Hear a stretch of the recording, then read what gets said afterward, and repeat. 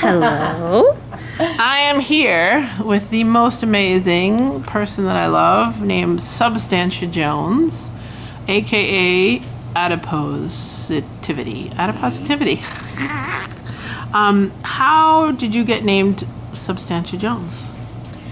It was well before the Adipositivity Project. I wanted to take some naughty photos of myself and make photo illustrations of them. But I couldn't use my name because I had a radio show, and radio listeners were always trying to find out where I lived and trying to get with me. For sure. So I knew I couldn't, it would really exacerbate things if they knew they could see naughty pictures of me online anywhere. So who ended up getting to see the naughty pictures of you? I was dating men at that point, and I had a long-term boyfriend. So weird, but so they were initially for him, and then I wanted to make photo illustrations of them and post them. Like altered photography kind of thing? Actually, like cartoonize them. Oh, interesting. And so, how did you come I up? actually did that. But why Substantia and why Jones? Oh, I just thought I honestly, like every big decision in my life, I spent about 30 seconds on it. Substantia I thought was cool because it means, to say someone is of substance means they have, You're like a woman of substance. Yes, but also substantial, means large in mass. Yep. And then there's also the substantia nigra, which is a portion of your brain that affects a lot of things. Whoa. A lot of things I wanted to do. So. And what about me? Mrs. Jones. Honestly, just first name I thought of. Okay, I like it. What did it feel different leaving a part of you behind when you changed your name? Did you feel a different identity? No. It just was you, but a different.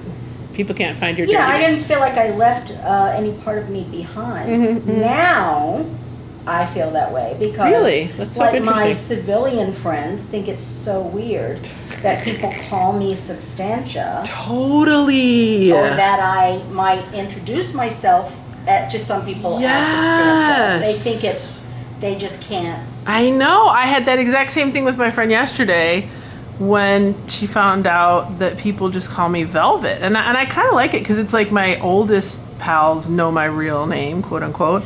And then And I Gertrude. it. Thank you. But yeah, so I think it's just very funny for people who know us because it's like, my name came very naturally as like I was working on a safe sex hotline and they said I had a sexy phone voice. And so they started calling me Velvet, and then it evolved from there to a drag name, Velvet D'Amour. So I love that we both have that. Now, as a child, what was the toy you played with most? Oh, wow, what a weird question. Do you want to know what kind of tree I would be if I were a tree? Yeah, I want that next. That's second question. Oh, my God. See, I can't even answer a question like that. I'd be a willow. I'd be totally sad. Oh. We didn't get, we got no toys. We didn't have a lot of new stuff. And, okay. I had a Thumbelina doll. Oh, cool. And I don't know a Thumbelina doll. Yeah, you're probably too young. Oh, okay. But, that was I had Farrah Fawcett.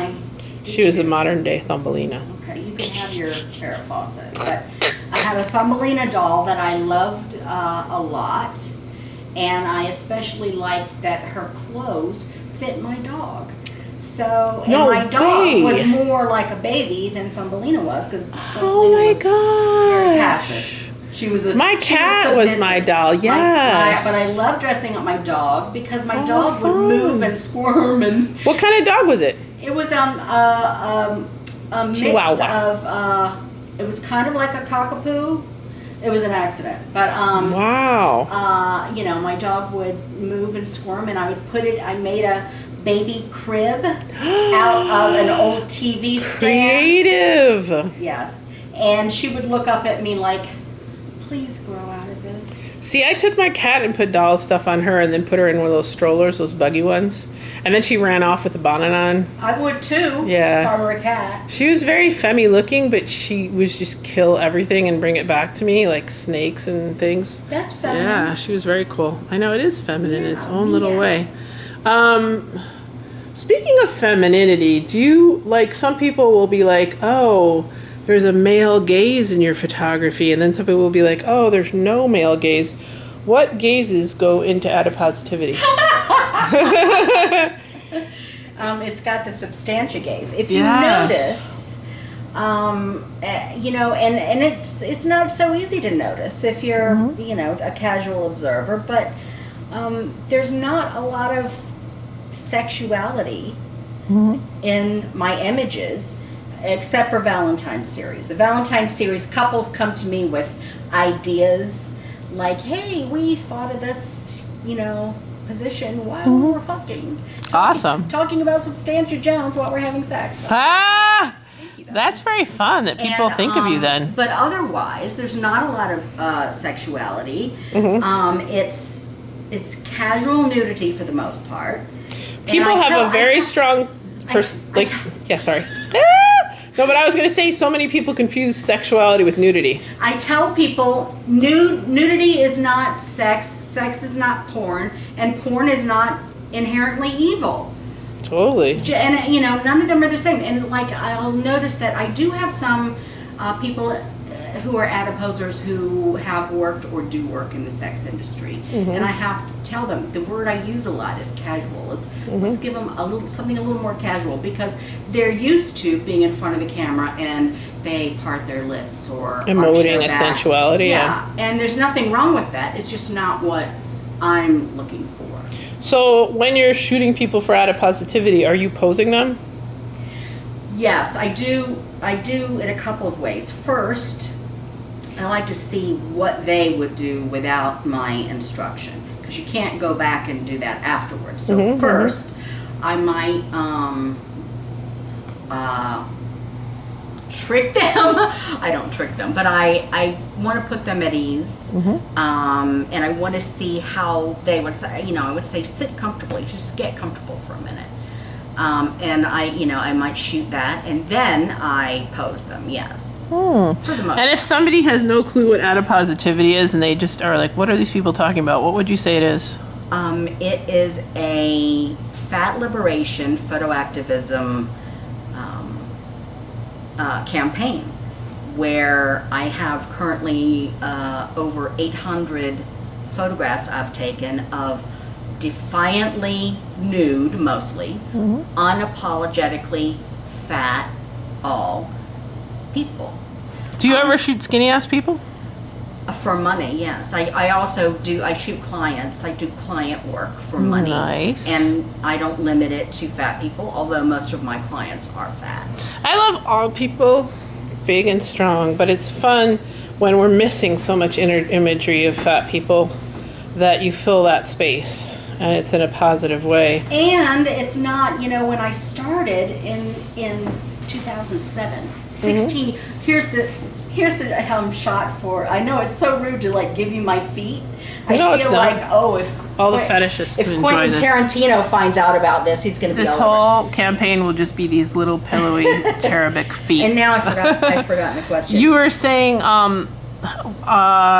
about.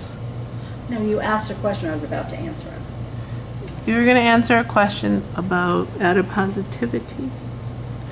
Let's forget it. It's going to come back to you. Name a photographer. No, you were saying you started in 2012 or something. Oh, so back then in 2007, 16, we just had our 16th Awesome. anniversary.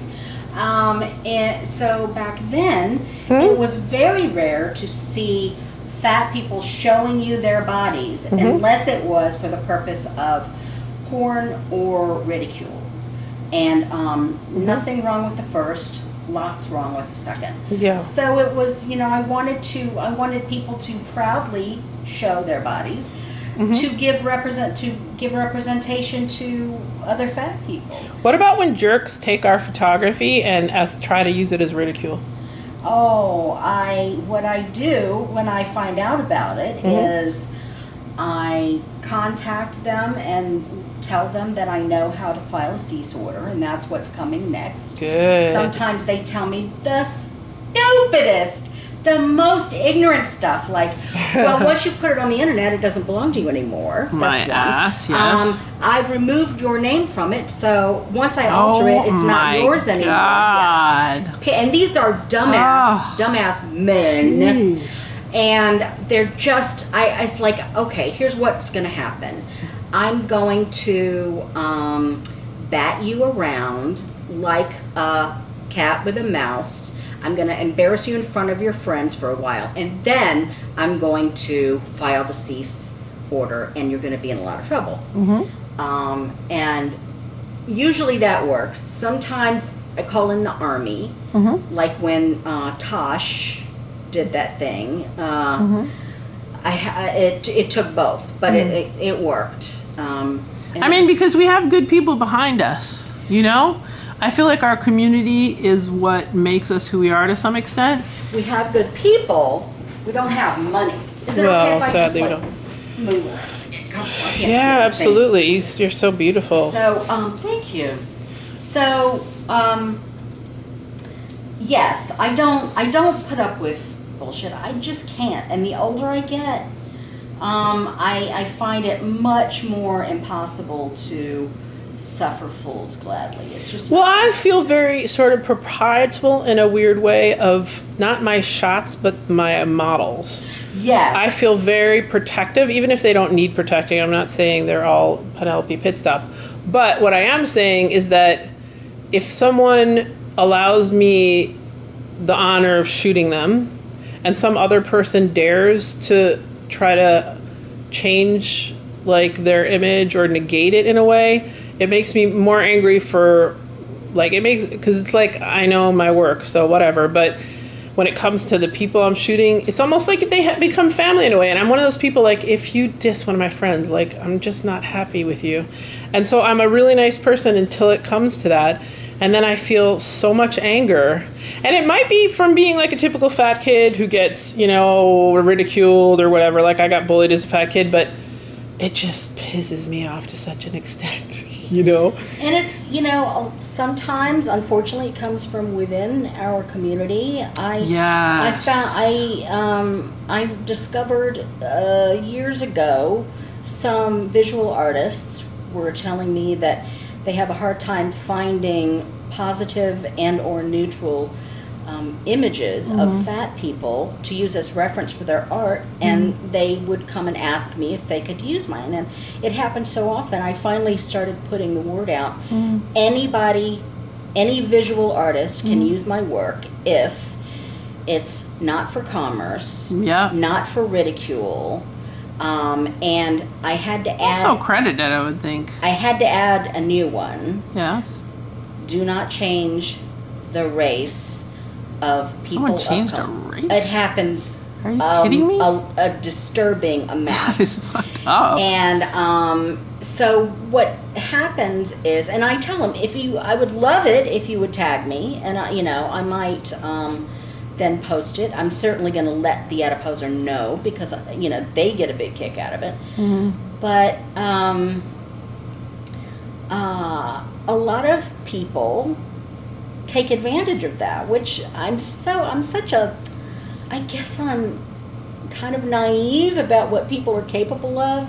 Well, we're working. It's just so much work. I think we're in a time of imagery where everyone, perceives themselves to be a photographer to some extent, because it is a great time to have a camera on your phone and blah, blah, blah.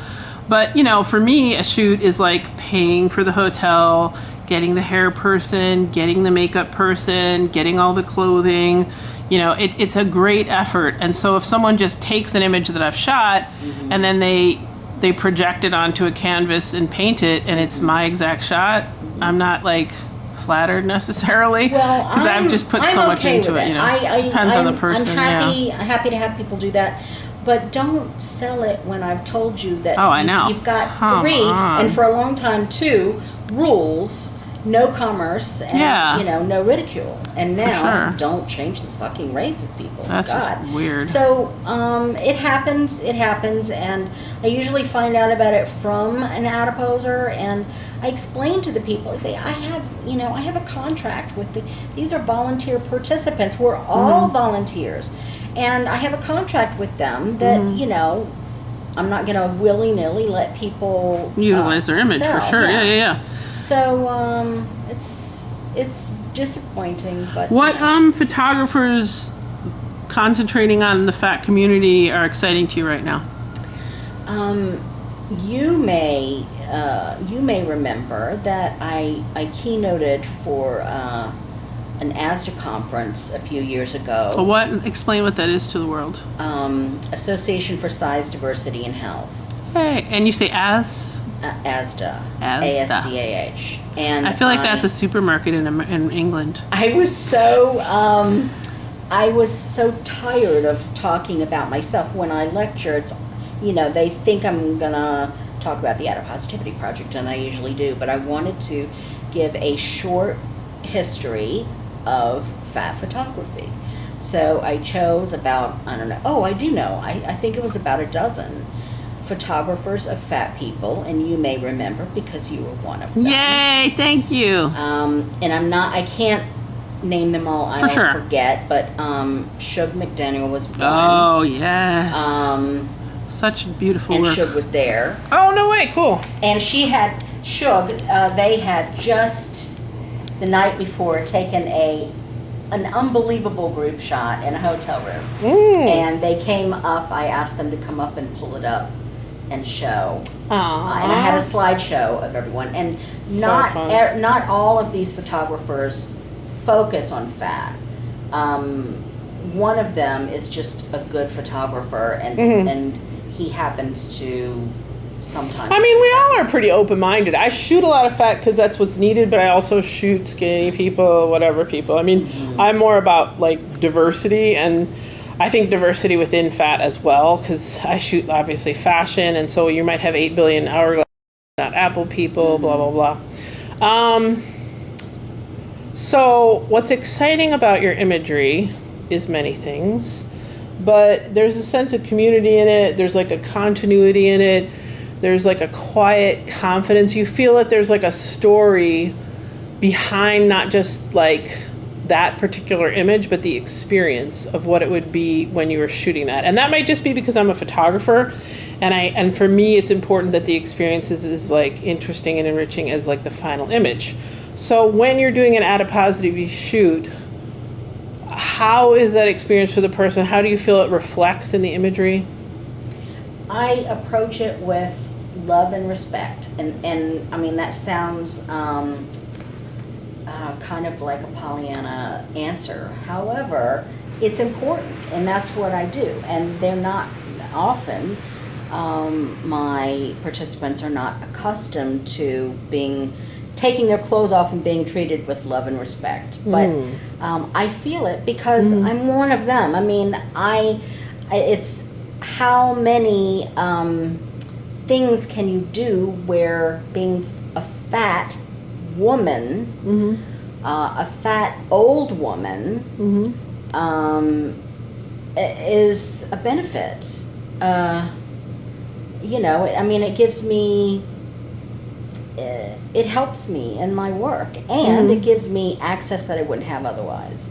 I mean, most of these participants would not pose for a thin photographer or somebody who didn't focus on relate. fat. Yeah.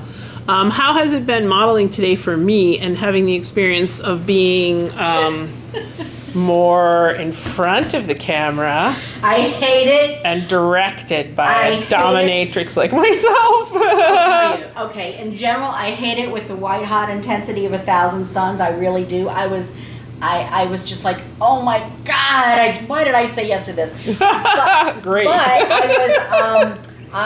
But I love you. You know that. Yay. I love her. I was interested in what you would do with me. And also, I was interested in having this done professionally for the first time ever. Which we have Annette to thank. Thank you, Annette. Thank you, Annette. Ragaz, I that believe it was is. a wild Yes. experience. Her first lash situation occurred today. You took my Lash virginity.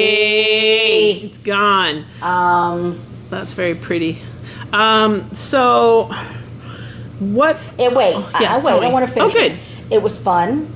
I was interested in what you would do because I've known you for, God, many years. Yes. But I don't know you in this way. I don't know you as a Yeah, subject. I probably am different as a photographer. I was interested, and then what did I do?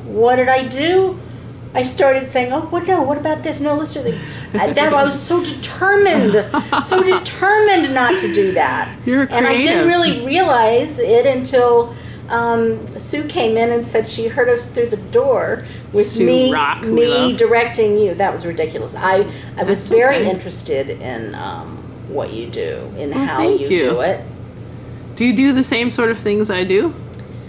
Or am I more I directive? don't know. I wasn't paying attention to you. You lie. I mean, it's a workout to model for me. We all know. Yes, I do, and I'm very sympathetic. I mean, I tell people I know it's true because people have told me from the beginning. Yeah. I was in so much pain the next day. I know, right? I'm sorry, I know, but I mean, I but definitely yeah. warn people, and people will tell you I have this infamous, long ass, messy info sheet that I send to people, and I require that they read it because the only Okay. time I've had trouble is when people don't read Wow. it or don't give a fuck. What are the 3 most important aspects of that Oh sheet? my God, I tell them what to expect before, during, and after the shoot. The before is just, this is how we communicate, this is what we need to do first and everything. During the shoot, it's basic. My primary thing is you can back out of committing to nudity once you get to the shoot and meet me. You have to allow that because what if they get to the shoot and they find me creepy? I don't want them to Yeah. get naked from me if they no longer want to. So I tell them they can, but Or maybe you're not creepy enough. I'm working on being creepier. But what I don't want them to do is I say, please think about everything that you're doing. Think about what's involved with what you're doing beforehand, because you are going to be naked on the internet forever. But you don't often show their faces, do you? Oh yeah, in the you do. beginning, See, I was probably, did. yeah, okay. In the beginning, most people wanted to be anonymous. And that's an option for them. Yes, Okay. and they needed to be anonymous. I mean, people have had their child custody threatened. They've lost jobs. Oh my it's bad. God. You're scaring but people. now people mostly want to, want their faces shown. But Now- I hate when people show up, especially young people, and they say, "Oh, do I want to be nude?" Yeah, sure. I say no. That sounds way too casual a decision-making process. Well, I will say you must sign a model release or I don't shoot you. And Yeah, then I do if that. they sign, what's harder for me is if people come and say, like, oh, I want you to shoot me, and can you shoot me naked? I like Suicide Girls. I want to be in Suicide Girls. And I'm like, all right, so I'll do an exchange, and they'll sign the model release. And then a year later, they'll suddenly have become a born-again Christian, and the like free shoot that they got, they suddenly want removed or whatever. Like, before anyone signs a model release, understand that, like, we're working, and it's not just for the frivolity of it. Like, yeah. and I mean, I've posed nude. I've been in whatever, Avita nude and whatever else. And, I mean, for me, there's real differences in, like, nudity versus sexuality versus whatever. But a contract is a contract is a contract. I mean, if someone is in some terrible child custody thing, well, then for sure I would not, like, make them lose their kids. But take a model release seriously and understand what you're getting involved in before you have people shoot you. I have been asked to remove a photo. I'm thinking three times, maybe 4 times, and I probably shouldn't say this, but I've always done it, except for one of those times it was a group shot. And I said, Yeah, you can't. I Yeah. said, I'll take all of your solo shots. I photographed this person once. I said, I'll take all of your solo shots down if you like. But I know people went to a lot of trouble to be there that day. Right. I'm not going to let you throw them under the bus. So Yeah. that one I didn't take it. And it was weird. It was 4 years after it had been on. It was like Crazy it was up for 4 amount of years. And then she suddenly decided she didn't like the way I had she 10 looked. years. Oh my God. And I agree to take names off, but I can't agree to take images down. Well, I have I'll to take tell your you name off. another story. So Yeah. someone, this wonderful young person, asked me to remove her photo. And she said, and I have her permission to tell the story, though not with her name. She said, I am in the final phase of being accepted to be on The Biggest Loser. And I have to sign a contract saying the last thing that I sign will say that I promise there are no nude photos of me on the internet. Liar, liar, pants on fire. And so I said, I will take it down if you read this entire email. And I mama beared the fuck out of her. I said, here's what's going to happen. Yeah. This will be a humiliating, life-threatening experience for you. Yes. And here's why I know this. I know this person who did it and this person. Yes. And she, I mean, the name alone. Are you kidding me? Yes. So she didn't write me back. I removed it.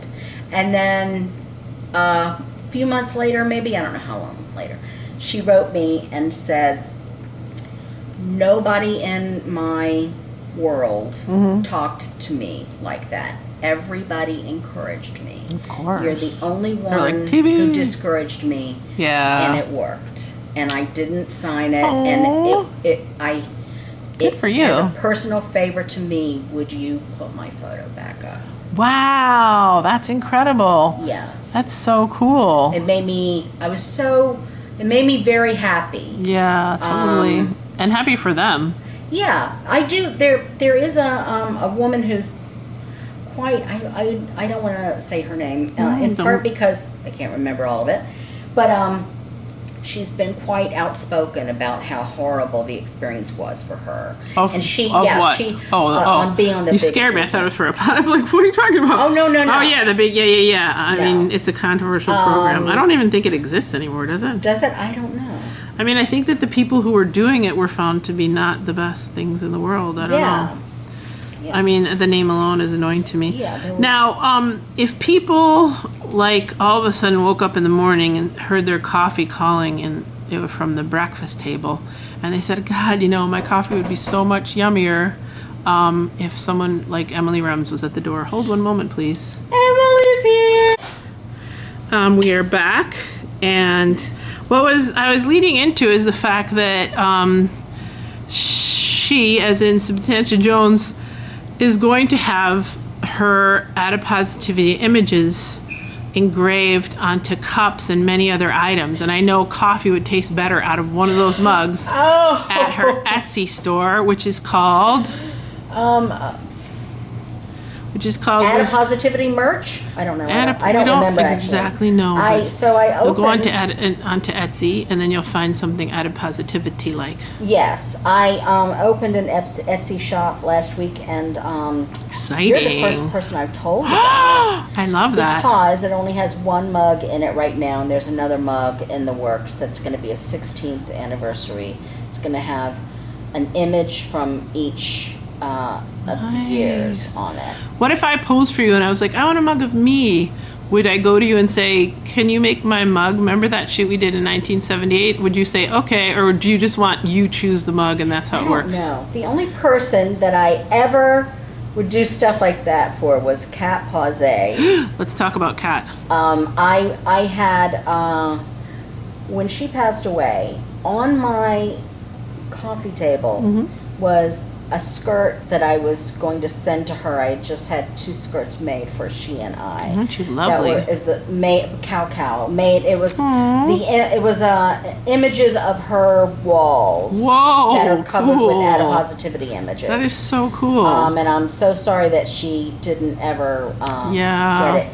And Tell us a little I was about in the her, so process people of who don't know making her. an all-cat calendar because she was the biggest fan of calendars. Like the last year of her life, I said, I'm not going to make a calendar this year. I was very, nonchalant about it. She said, oh, yeah, you have to make a calendar.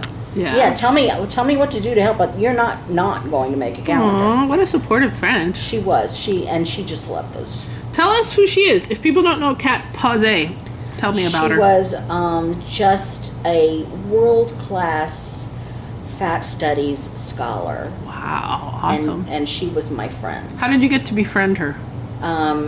She became an adiposer. She Awesome. came here to New York from New Zealand, and Cool. New Zealand has a very cool fat scene. Well, she's in large part, an instigator of all that. Awesome. So I photographed her, and we You had a started blast. socializing. Yeah. Yes. And you lost her this year. A year ago, this past March. Okay. And she had me come keynote at her Fat Studies conference there in New Zealand. Wow. She arranged for Mass University to give me That a is so cool. visiting what is it called? Like visiting scholar, but there's an adjective in there that's like really flattering. Kick ass, maybe. Grant. No, it wasn't kick ass, but it was something. It was the This university is the visiting equivalent. kick-ass and scholar. what's funny is, so I was this visiting, I don't know, esteemed, is a word like that, Esteemed. scholar, which is funny. I got the Oh. grant because what's funny is I never even went to college. And in fact, I skipped a grade of high school to graduate a year early. I Because feel like there's a lot of esteemed people who don't go to college. They don't even have to be. They can be esteemed and but I never was go to school. but it was a scholar. Oh. Scholar is the funny part. Because I'm pretty damn esteemed. You are esteemed. But I'm like a scholar of I don't know what, but probably not academia. I don't know what either, Velvet. Who knows? There was another thing we wanted to talk about. It's at the tip of my tongue. What other thing do we want to talk about? Etsy? Oh, are you looking to have people pose? What's happening with you? Oh, I feel like... How have you slowed down slightly? Have you slowed down slightly? I decided I was doing, it was turning into an assembly line project.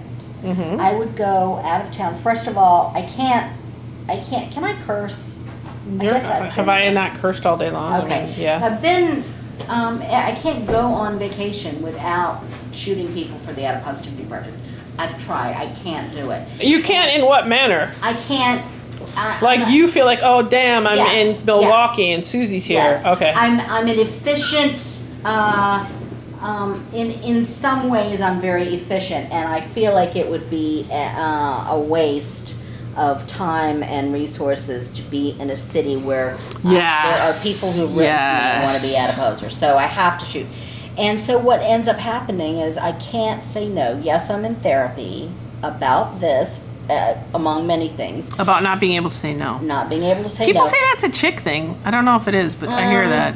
Oh They're my like, God. oh, I feel like I can always say no, but that's just me. It's not a chick. Is that having been growing up a religious sect kind of thing? Yes, I mean, I had a weird childhood, but so I mean, I was when I'm out of town, like lecturing, I'll have shoots starting at 6 a.m. because so many people, I can't say no to anybody. So, but in another way, it's like you have to take advantage of where you are because there are people all over the world that want to be adiposers. That's my thinking. And not everybody can afford to come somewhere, or we could not always afford to go somewhere. Yes. So However, yes, that's my thinking. Yes. But the downside is your work suffers. If I have to get up, if I have to start shooting at 6 and then there's somebody at 6 and at 7 and at 8, and then Like I have today, to go yeah. speak, and then it doesn't work. It's everybody is. No one should have to be awake at 6 ever anywhere in the world. It's not. I can't do the artful, thoughtful, slow. I see what you're saying. Slow Yeah. photography that I want to do. So I decided, this is up to me. I'm going to take my own advice that I give to other people. If it's not manageable, make it manageable. You want it to be like a crock pot. You want it to just take a long leisure day of chili con carne shooting. That's exactly what I want to be. Yes, like you don't want, velvet. crock pot shooting by ADIPOSITIVITY. I just want to be. You want to more- marinate in I wanna artistic be more, splendor. More artful, more thoughtful. I want to do. I don't think you can be more artful. You're pretty listen, damn listen. artful, I want girlfriend. to do the kind of shooting that I want to do. I've been so, I don't know. Rebuked. No, say all the negative stuff, Velvet. I've been talked about. Yes, but I don't want to give that any more oxygen. But oh my God, you're so freaking funny. So I don't want to. I've been too agreeable. Let's say that. And I'm not going to be as agreeable. Why are you such a wordsmith? I feel like you're a wordsmith. Am I? I mean, you're like Agreeable? one of the wittiest people. I don't see you as agreeable. I see you as a strong woman. But maybe you're agreeable as shit. I don't know. But I mean, I see you as like feisty, strong, independent, like super, like you know what you want. I see you just as funny as a motherfucker. You're so witty. Like, I feel like you could be a writer if you're not already a writer. I mean, there's just, like, whenever you write anything, it's so colorful and enriching and succulent. It just makes me wonder if they locked you in rooms with dictionaries or what happened to you that make you so incredibly witty, pretty, and bright. I used to be used to write a music column for a New York nightlife guide. I Hot. have written one and co-written another articles for academic journals, which is hilarious again because I'm such a dumbass. You are so and funny. You're it's so not a also- dumbass. It was also You're scholarly. I was talked And you're into esteemed. it both times, so I'll never do that again. I swear. But I'll you're never. so funny. Like, whenever you write things, it's just like, I don't know, adjectives fall out your mouth in splendorful ways. Splendorful. I love that I impressed you with the word agreeable. Velvet. I think Well, that I says- mean, I just think it's that funny. says more about you than me. I Sorry, know. baby. I love you, but No, but I feel like you're, like, I don't see, it's interesting how people see other people versus how they see themselves. oh God, yes. Okay, so you have asked a couple of times and I've ignored you. I'm going to Yes. answer because that's what this is about. I was raised in a fucked up religious cult. I was born into it and raised into it, and that's why I skipped a grade of high school and graduated a year early so I could Escape that. escape. And I did. I moved away from home, got my own $90 a month apartment at age 17. How did you have the balls to do that? It was a lot of plotting and planning over years. Wow, And over I asked my years. That's so mom- hard. Okay, here's how I managed my mom. And it goes, I was just telling somebody this story yesterday about my pierced ears. I was 10 years old and I wanted to get my ears pierced, and my friend Angie Painter, who was 12, she could pierce my ears. She pierced other people's ears. And I said, I'll ask my mom when she's about to fall asleep taking a nap, as she does every day. And I did. Angie came over. She had, Wow. we had 2 ice cubes, alcohol, a Ooh, match, damn. and a diaper pin she stole from her baby brother. My battery's gonna die. Keep going. She, I love you. So I asked my mom, Mm-hmm. and she was just about to fall asleep, and she said, okay, but do it in your bedroom. I don't want you to get blood on the carpet in here. She was joking. Wow. And I said, ding, ding, ding. So we went in my bedroom, and she, I still disfigured me. have virgin lobes as we're speaking. I see them and they're gorgeous. I still have what Angie Painter did to me. I love She that. was 12, We I want was to thank 10. Angie Painter. Yes, She's our sponsor for this video. I hate to cut it close, but my battery's dying, and I just feel like I can kill a battery. yeah, I know we both can, but you look succulent in this. I'm very impressed with both of us. I feel like a lot of social media is about like creating envy and making people wish that they had your life, and I just normally wouldn't do that, but I'm just gonna do that right now in such a great way, because if people knew who I'm gonna just have dinner with right now, not only Substantia Jones, but bust herself, Emily Rems.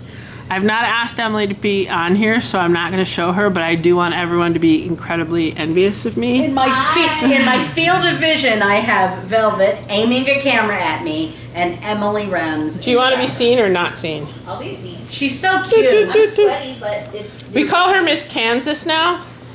Oh, Miss Kansas herself. Oh, no. Here she is. Go in the light, Miss Kansas. So Emily Rems, I found out when when the battery got exhausted.